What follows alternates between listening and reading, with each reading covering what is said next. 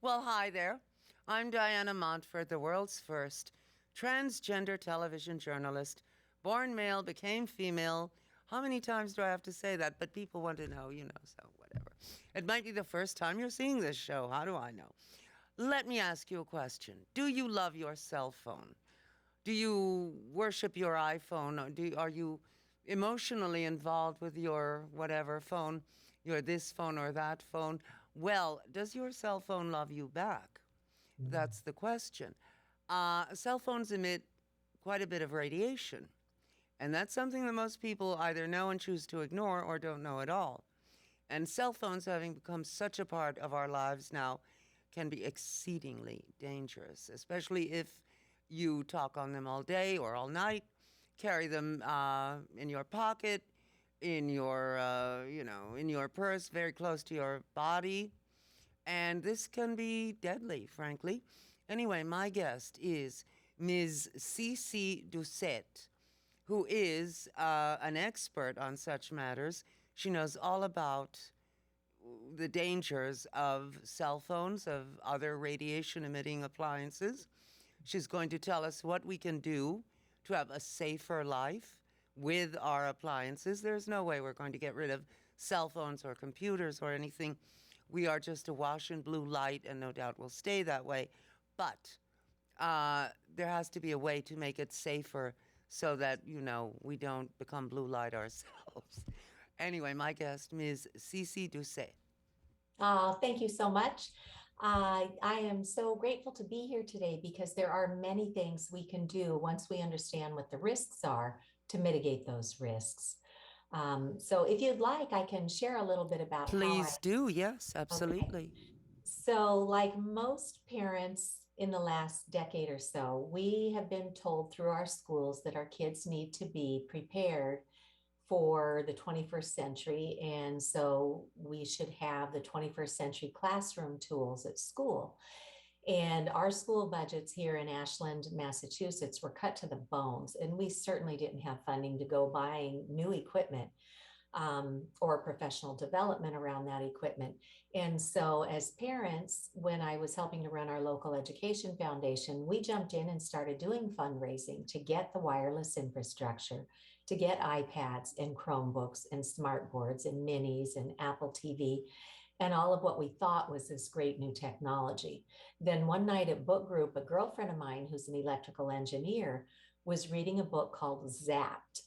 And she started indicating that there could be biological risk with wireless technology. So I just made a mental note of it. And then not long after that, I read something else in writing that was saying the same thing. And I went, wow, if there's anything to this, I would like to know because I spent 8 years bringing this technology into my schools. And so I'm a technical and professional writer by trade and doing research as part of my skill set. So I just started looking for the peer reviewed scientific literature to see if wireless could be harmful. And Diana, I was just astounded to find literally thousands of studies all over the world that are linking this wireless radiation to child and adult cancers, to autism, to ADD and ADHD, to infertility, to chronic fatigue, to anxiety and depression, cognitive impairment, behavior issues, and so much more. And what the science is showing us is that these devices, unless we know how to use them differently, are constantly pulsing microwave radiation two-way to make a connection with the nearest cell tower or router. And the message is certainly not no technology because we are way into it now, but now let's learn what the risk is and how to use it safely.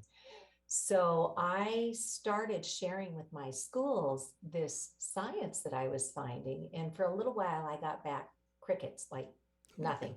And it Uh, was in the middle of the summer when I figured this out. And a school district, although the kids aren't there, summertime is a really busy season for the administrators because they've got to get one budget year closed out, set up the next budget year, get all their new hiring, all their supplies for the school year. So I'm sending this information in and I wasn't getting anything back. But then finally, our school committee chairwoman started looking into this too. And we were sharing things like in 2008, the French National Library took Wi-Fi out because we already knew enough about the science then. How interesting. Pockets, I didn't know that.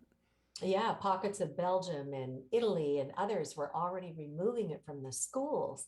So I kept sending information, and then ultimately we put it on the school committee agenda. And it was not an easy conversation to have because our schools from the state level were being told to integrate all this into the curriculum. And if you don't, that could reflect negatively on your school's evaluation, which is tied into your school's funding. So when you talk to a school board about this and they look at you like deer in the headlights, Let me their ask very you jobs. a Sure. question. Is it possible that the tech companies make sure that this stuff that they make is disseminated over the entire world and becomes absolutely necessary to doing business, to learning, to whatever? Because naturally enough, they want to sell their stuff. First, they give it to the schools for free, then at a discount, and eventually they drive the prices up. Do you think that this is what is really going on, that it's about buy our stuff and never mind what it does to you? Yeah, I do. And it's a brilliant business model because, as you said, they start giving it away and then charging a low fee. And then they know that once you have a child, you pretty much have a child for life Hmm. who's going to be buying your product or your brand. So it's a brilliant business model if it weren't biologically hazardous.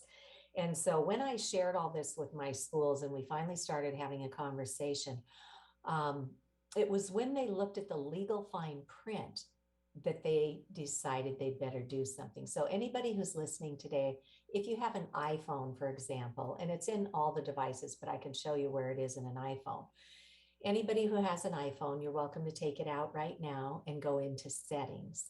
And then once you're in settings, remember the acronym GAL, like this gal on Diana's show taught us where to find this. So from settings, scroll down just a bit and hit general. That's the G. Then go all the way down to the bottom, and near the bottom, you'll see legal and regulatory. So remember general and legal, and that's the gal. When you hit legal and regulatory, there's a little list that comes up, and you'll see right there RF exposure. That's radio frequency radiation or two-way microwave radiation that they politely call energy in that legal fine print. And what it tells us is a couple of really important things. One, this device was tested at a distance from the body, so don't use it on your body or you may exceed the FCC limits for public radiation exposure. The But it's a kicker, telephone. right? So you would, of course, put it up to your head, right? But the Federal Communications Commission never did any biological safety testing. They don't have that expertise. And the second paragraph in there suggests that you use a hands-free option. So don't touch this radiating device because that one device now has 5 or 6 or more, if you've upgraded to 5G, antennas in there that are constantly pulsing this radiation to make or maintain a handshake with the nearest cell tower or router. There's a cellular antenna, a data antenna, a Bluetooth antenna, a Wi-Fi antenna, a locator antenna, and a hotspot antenna. And individually, each one is doing this at millions and billions of cycles a second, depending on whether it's a megahertz antenna or a gigahertz antenna. And we don't need that. What we need is education so that we know to turn off all those antennas and only turn on the one that you need at the moment that you need it. And when you're done uploading, downloading emails or texts, put it right back in airplane mode. And then you can compose your communiques in airplane mode, touching the device, and then set it off your body, go into active mode again, and just quickly send and receive, and then go right back into airplane mode. Some folks who need to work with a cell phone will use the timer on it because anything that's on your device is there to use safely. Any application or music or games or movies, whatever you downloaded, that's there to use for your enjoyment without any radiation. So your clock, your alarm, your camera, your books, your music, whatever, feel free to enjoy it, but don't do it while the radiation is emitting. So when we shared this with my public school district and they took a look at that and realized they had legal liability for allowing these devices to be in the hands of our students with no safety training, we became the first in the United States to even have this little sign with best practices for mobile devices. Turn off the device when not in use. Turn Wi-Fi on only when needed, like those access points in the ceiling. Don't leave them on pulsing all the time. Always place the device on a solid surface because even that fine print tells us to keep it away from our bodies. And then keep your distance. The further away from a transmitting device you are, the better. But just bear in mind, the scientific literature does not indicate any safe level of this microwave radiation. So we became the first in the nation. And then I met with my senator here in Massachusetts, Senator Karen Spilka, and I showed her our sign. I showed her the science. And then by then I had invested in a device that measures microwave radiation. And here in my home, because I know what I know, I have excellent technology. I run everything through an Ethernet cable, right? This is how we did it 10 years ago. And wireless just became very convenient. And I'll tell you what, I get a far better signal through my Ethernet cable than most folks are getting through their wireless. And if your device doesn't have an Ethernet port in it anymore, who knew? You can buy these little adapters for like $20, $30. The Lightning adapter will allow you to hardwire an iPhone. The Thunderbolt adapter will allow you to hardwire a MacBook. If you use an Android or a Chromebook, there are companies out there. This one is called Pluggable, where you can just buy a little adapter and then just plug it in to an Ethernet cable. Look for a shielded one because there's something about dirty electricity. If it doesn't have a metal shielding like an aluminum lining in here, then you can have dirty electricity coming off the electric and magnetic field from this wire. But you And know how what to is fix dirty all this. electricity? So dirty electricity pulses out from the walls from the wiring, like 6 or 8 feet into the room. And for people who become sick from this, that's another man-made form of electromagnetic field. This one that we're talking about today is a radio frequency electromagnetic field. So I hardwired my house and then I just go into my devices and turn off all the antennas. And then to make sure I really got them all, I just use this device to measure and see how it's blinking in green there. Mm-hmm. That means I've done a pretty good job. But I want to give you a demonstration so that our listeners today understand what happens when we allow ourselves to be impacted by this technology when it's radiating. So I have my cell phone here in airplane mode. I'm going to take it out of airplane mode. Oh And my look at what God. happens. Yeah. We have gone way up into the extreme. We are at 280,000 microwatts per meter square per square meter. That's the unit of measurement here, 280,000. That sounds deadly just there. I mean, Right? mm-hmm. And what the scientific literature indicates is that for our sleeping areas, especially where our body needs a break to do its cell repair and regeneration, we should be at 0.1 microwatts per square meter. All and right. here, this maximum here was 280,000, which Now, is 2 million times higher than in where it should be. in New York City and in most cities, many people live in apartments, and apartments today have very thin walls. What can you do if, in spite of your best intentions, the neighbors, put their Well, computer right against your bedroom wall or something, yeah. And that happens. I had a woman just this week asking me to speak with her housing and urban development coordinator because she is living in an apartment building and she is biologically affected by these signals. And so she is going to speak to her neighbors. There are wonderful tools to educate with that are, non-threatening. This film called Generation Zapped is an award-winning film. It was chosen as part of the United Nations Associated Film Festival. It won Best Documentary at the DC Independent Film Festival and the Women's Independent Film Festival. And in about 72 or 74 minutes, you will hear from world leading scientists, doctors, public health experts, as well as far too many people who have become sick from this radiation exposure. How can we And, access that film? pardon? How can we access that film? Oh, I was hoping you'd ask that. So you can go online to Generation Zapped and you can download it for just a few dollars. If you have a library card, many of our public libraries subscribe to film services called Hoopla or Canopy with a K, Kanopy. And if your library subscribes to those, you have free access to Generation Zapped. So what I recommend to people is share it with your loved ones, share it with your neighbors, maybe get together and sit in your living room together or out on the patio and watch it together, because then you have somebody you can talk to about this, because it just. Speaking of that now, teenagers, you cannot get them off their appliances, their computers, and children with their video games. I mean, do you want to start a family brawl on a Sunday afternoon? Say, no, please, come on, enough with the computer. We're going to eat dinner now. Everybody at the table. Oh, I don't want to. Leave me alone, Ma. Go away. You know, I mean, and suddenly it's Marvin Gaye's house on that Sunday night when his father shot him, you know? So what well, do we actually, do? Diana, that's not very much of a stretch. So it is definitely a new day for parenting in the digital age.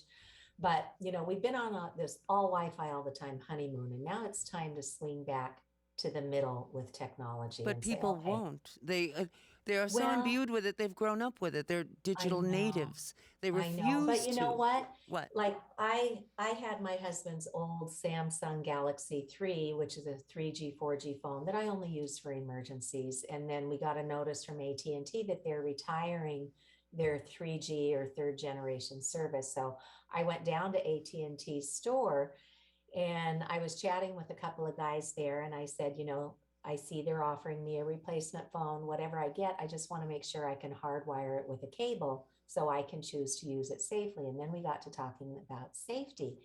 And I showed them with my meter how much radiation was coming off their devices. And one of them had already upgraded to a 5G iPhone. And he had turned off the 5G antennas, but when he turned them back on, that went over 1 million on my My God. device. And we Well, want to be at 0.1. I am going to check on the time, and Yeah. you keep telling us all this fascinating stuff, Yeah. and I will be right back. So for the kids, we need to do a little bit of investigation and really understand what this is. And then when I was raising my kids, we had a rule: no toys at the table. So we have no technology at the table. And then we always had a rule that you had no more than 2 hours a day of screen time. And that could be computer, it could be games, could be whatever apps you're using on your phone, but no more than 2 hours. So Yes, but that's assuming that you have nice, obedient children. right. Here in New Well, you got York, to step up. We got to step up as parents because here in New York, people are quite warlike and will not, they'll tell their mothers to perform an impossible anatomical act on themselves. right, right. So, But let's give them the fact, because you tell a young man that this is damaging your sperm, that may very well get their attention. you'll get a smart They answer. Oh, know. good, so I won't make anybody pregnant. Right, right. But to the point of addiction, we know scientifically that this radiation is hitting the same receptors in the brains as drugs, alcohol, tobacco, pornography, The pleasure gambling. center, the endorphins. They are biologically becoming addicted. So it is critically important that we come up to pace with the science. And again, it's a right to choose issue. Once you know, you feel empowered to start making safe technology choices. And I'd like to share some resources that can help parents to get there. I have formed a nonprofit with some incredible partners out of Europe called Wireless Education. Anybody can go out to wirelesseducation.org, where we have distilled this vast amount of scientific literature. We have indicated what the medical community is telling us are the risks, and we have distilled it into an online course that can be completed in about a half an hour. So for mature adolescents and adults, we recommend everybody go take this little course. It's less than the cost of a movie ticket, which just helps to keep our little nonprofit afloat. And then you can print out a tip sheet at the end with handy reminders. So take this little course, level set with the facts right up front, because as parents, most of us don't know enough to really talk about this issue. So level set with a good set of facts up front, sit down at the kitchen table with this printout and say, well, this is a mind blower. What should we probably do? You know, they say we should protect our sleep above all else, because if we leave these transmitters, these antennas pulsing all night, our brain thinks the lights are on. And in the wee hours of darkness, as part of our circadian rhythm, our brain is supposed to release melatonin that then goes in and regulates our sleep and helps to do the regular cell repair and regeneration and escort toxins from the day Well, out let of me the ask body. you, would it be possible to mitigate the effects of these radiation emitting things by taking melatonin? Um, Melatonin can be helpful, but if you still have the toxin present, your body's just going to get overwhelmed. And So turn everything off. And if you are depleted, you know, go to your doctor and get tested. How are your melatonin levels? You know, don't do anything just because someone tells you to. Find out what your own physiological biology is telling you. and you mentioned your nonprofit.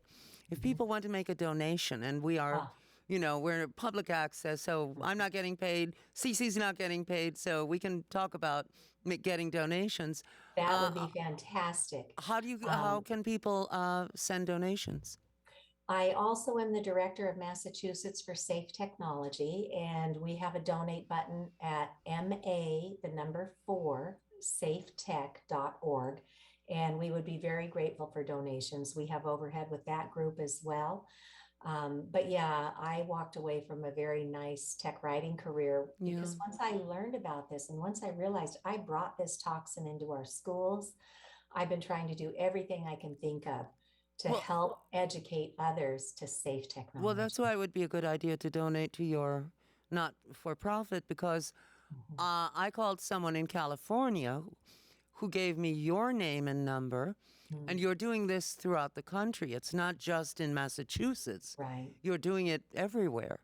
Yeah. And so I think that's important to mention that Yeah. if you give to Safe Tech Massachusetts, I'm sorry, what's it called? Massachusetts for Safe Technology. You're not just giving to Massachusetts, you're giving to the entire nation and probably most of the English speaking world because Yeah. this show's seen all over the world. Every television show these days is seen all over the world. Uh, wherever they speak English, they Right. can understand what you're saying. Right.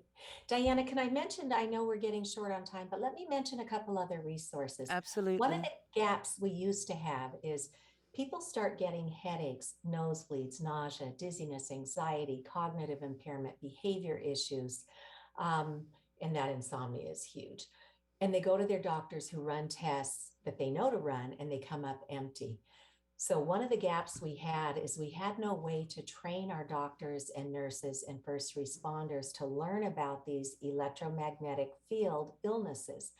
And I'm so grateful that in the last couple of years, we've begun to hold international conferences. So folks can look up EMF, which is electromagnetic fields, EMF Medical Conference 2021, which we held in January, but we had to move it to an online platform.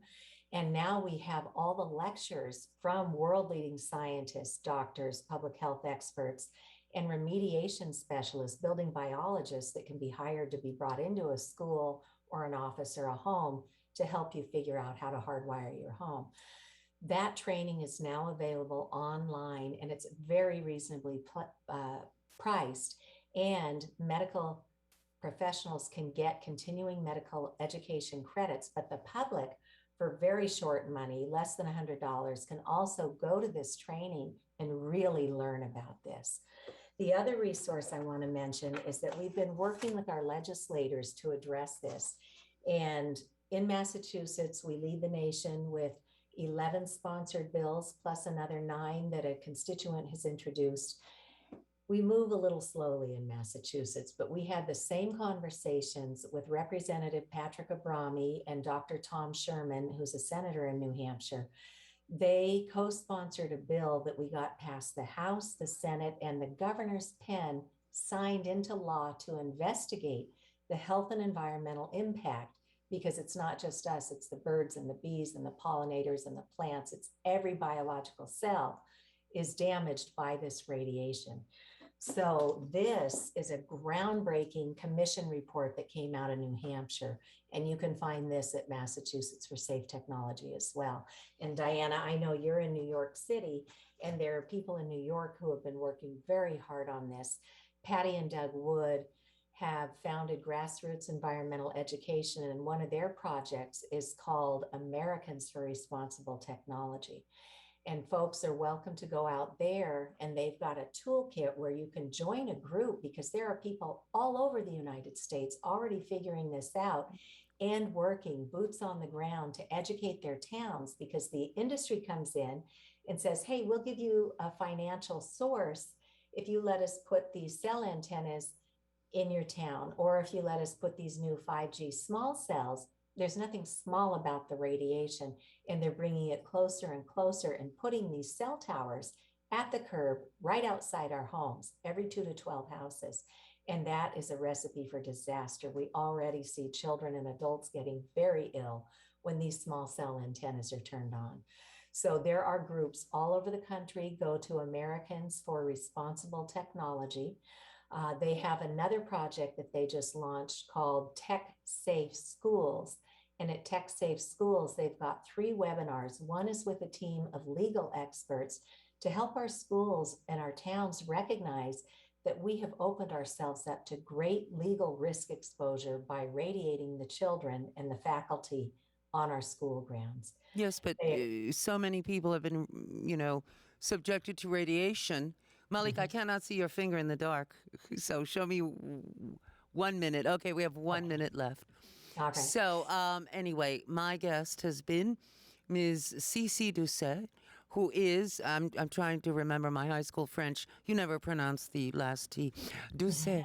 But anyway, and she is the head of Massachusetts for Safe Technology, and a partner with Wireless Education. And that is wonderful. And have we ever had a more instructive half hour on this show? Anyway, my name is Diana Montford. This has been the Diana Montford Show. Now you just remember, I love you. Even if nobody else loves you, I love you. And I don't care if you use a cell phone, 2 tin cans with a string, or just shout out the window. I love you a lot, and I'll see you next time. Bye.